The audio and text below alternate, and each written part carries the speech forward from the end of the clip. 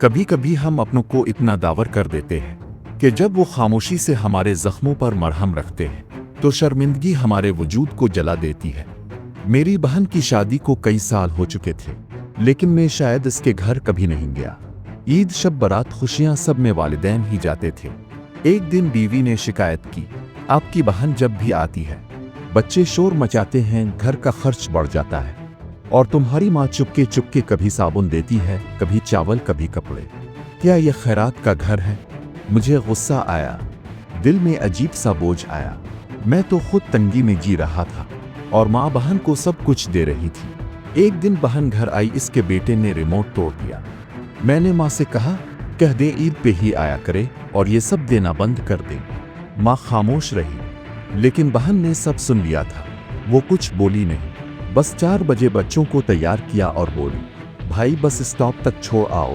میں نے کہا، رہ لو کچھ دن۔ مسکرائے بغیر بولی، بچوں کی چھٹیاں ختم ہونے والی ہیں۔ کچھ عرصے بعد جب زمین کی تقسیم کا وقت آیا تو میں نے صاف کہہ دیا، میری زمین ہے، بہن کو حصہ نہیں دوں گا۔ ماں نے سمجھایا، بیٹی کا بھی حق ہوتا ہے، مگر میں نے سخت لہجے میں انکار کر دیا۔ بیوی بھی بہن کو برا بھلا کہنے لگی، اور بہن؟ وہ خاموش رہی۔ پھر زندگی نے ایسا موڑ لیا۔ میرے بڑے بیٹے کو ٹی بی ہو گئی، علاج مہنگا تھا، جیب خالی، قرض اٹھا چکا تھا اور گھر میں بھوک تک آ گئی تھی۔ کمرے میں تنہا بیٹھا رو رہا تھا۔ اسی وقت وہی بہن آ گئی۔ میں نے بیوی سے کہا، کچھ مت بنانا اس کے لیے۔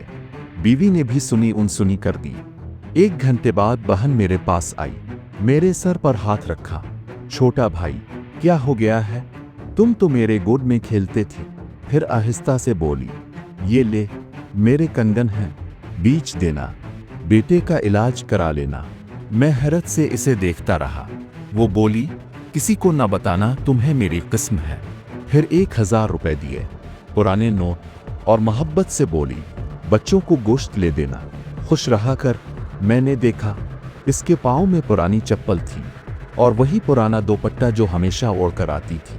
میں شرمندگی سے زمین میں گڑ گیا تھا۔ میرے ہاتھ میں اس کے کنگن تھے اور آنکھوں میں آنسو تھے۔